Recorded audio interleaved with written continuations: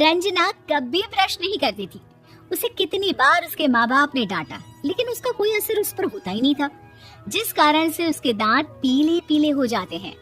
शादी के बाद अरे बहू, वैसे तो तुझ में कोई कमी नहीं है, पर तेरे दांत इतने पीले कैसे हैं बेटा? कैसे है मतलब? कोई सर्जरी थोड़ी ना कराइए।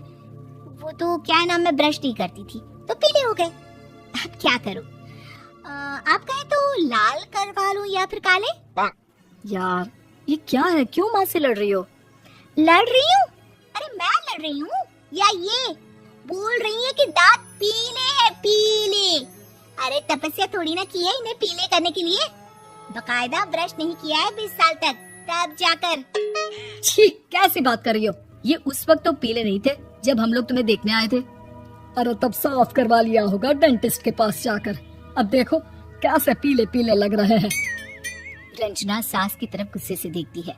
फिर शुरू हो गई पीले पीले पीले। अरे पीले तो तब भी थे जब मेरे हाथ का रसगुल्ला उड़ा उड़ा कर खा रही थी और बोल रही थी, लड़की नहीं गुणों का खजाना दे रहे भाई साहब आप। खैर अब वो लोग करते भी तो क्या करते, पीले दांत वाली बहू पल्ले पड़ी थी तो झेलना तो था ही। एक दिन कीर्तन में रंजना गाना गा रही थी। अरे कमला बहन, माँ का द्वार है, यहाँ तो सब शुद्ध होकर आते हैं, फिर अपनी बहू को ब्रश भी नहीं करवाती तुम।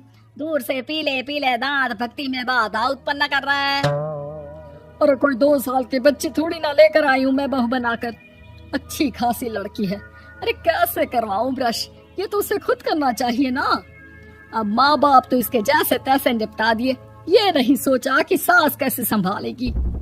सास बहू को लेकर घर आ जाती है, लेकिन सोच लेती है कि अब इसे लेकर कहीं नहीं जाएगी। अगले रोज बहू कहती है, अरे क्या हो गया, मंदिर नहीं जाना क्या? कीर्तन का वक्त हो रहा है। मेरी मधुर वाणी से कान्हा जी जागते हैं और सोते हैं। आप तो जानती है ना उनकी भक्ति में कितना मन लगता है मेरा। वो क्या है ना, तबीयत ठीक नहीं लग रही है मेरी, आराम करूंगी मैं। तबीयत ठीक नहीं लग रही? अभी तो मिथुन के गाने पर नाच रही थी आप, और आप बोल रही है कि तबीयत ठीक नहीं लग रही। अरे भक्ति में मन लगा लो सासू माँ, ऊपर जाना है, क्या मुंह दिखाओगी आप? हाँ? सास को बहू की बात पर गुस्सा आ जाता है। मैं क्या मुंह दिखाऊंगी, इसकी चिंता तो ना कर, समझी? अपने मुंह की चिंता कर, जो ये पीले पीले दांत लेकर हर जगह पहुंच जाती है। पता है लोग कितना मजाक बनाते हैं। ना जी ना, मैं नहीं जाना कहीं तेरे साथ। तो ये बात है, कोई ना, मत जाओ, मैं अपने कमरे में ही बैठकर भक्ति कर लूंगी। ऊपर वाला दांत थोड़ी ना देखता है, मन देखता है, भावना देखता है। और अरे बस बस, तू सब कुछ दिखा, बस ये सफेद चमकदार दांत ना दिखाना किसी को, है? जा यहाँ से। बहू को सास की बात का कोई फर्क नहीं पड़ता, वो तो जैसी थी वैसी ही रह जाती है। सुबह नहाकर किचन में खाना बनाना, फिर खाना खाना, कीर्तन भजन करना और सो जाना।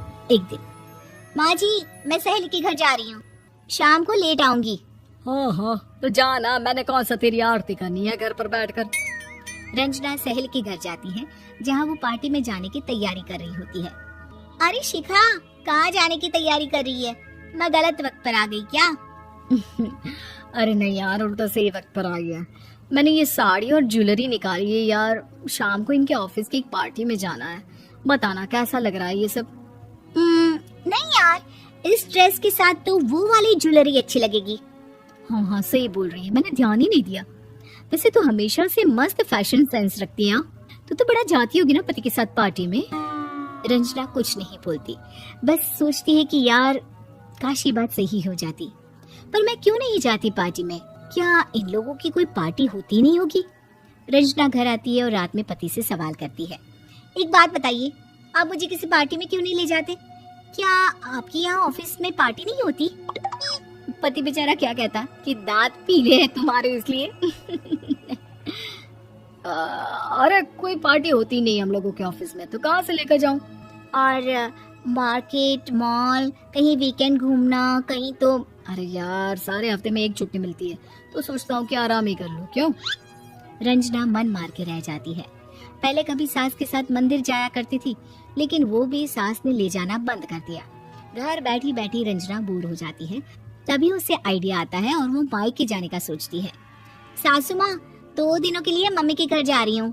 अच्छा अच्छा ठीक है, आराम से जा। और हाँ, माँ से कुछ अच्छी आदत सीख कर आना कि कैसे शरीर के हर भाग की तरह दांतों की सफाई भी जरूरी होती है, समझी? शुरू हो गई ना आप। वो लोग आपकी तरह नहीं है कि छोटी छोटी बात का बतंगड़ बना दे। उन लोगों के लिए मैं मायने रखती हूँ, ना कि मेरे पीले पीले दांत। रंजना माँ को बिना बताए उन लोगों को सरप्राइज देती है, लेकिन जैसे ही वो दरवाजे पर पहुंचती है, अंदर देखती है कि घर वाले कहीं जा रहे होते हैं। अब माँ, काश रंजना दीदी के दांतों वाली प्रॉब्लम नहीं होती तो वो भी हम लोगों के साथ चलती ना बुआ जी की बेटी की शादी में। हाँ बेटा, लेकिन अब उसे कौन समझाए कि उसको उसके पीले दांत नहीं दिखते, लेकिन उसके आसपास के लोगों को कितना एम्बैरेसिंग फील कराते हैं। मुझे तो कितनी बार उसके स्कूल की टीचर ने शिकायत की कि उसके साथ कोई लड़की बैठना भी नहीं चाहती, और ना ही कॉलेज में कोई उससे बात करना चाहता था। लेकिन पता नहीं क्यों उसे ये बात समझ में ही नहीं आती। कोई कमी नहीं है उस लड़की में, बस यही कि दांत पीले हैं। वो तो भला हो जीजा जी और उनकी माँ का, जो दीदी को जैसी है वैसे ही रखा हुआ है। रंजना को अपने घर वालों की बात सुनकर बहुत दुख होता है। वो सोचती है कि वो क्या करे, लेकिन फिर वो सीधा डेंटिस्ट के पास जाती है, अपने दांत चमकाती है और कसम खाती है कि वो रोज ब्रश करेगी। अरे क्या हो गया, तुम तो 2 दिनों के लिए गई थी ना, पर कोई ना, अच्छा है चलो आ गई तो। रंजना सास के सामने आकर खड़ी हो जाती है और पूरी स्माइल करती है, उसके चमकदार दांतों को दिखाती हुई। हैं? चले मंदिर। माँ मुझे माफ कर दीजिए, मैंने आप लोगों को बहुत एम्बैरेसिंग फील करवाया। मैं आज से रोज ब्रश करूंगी।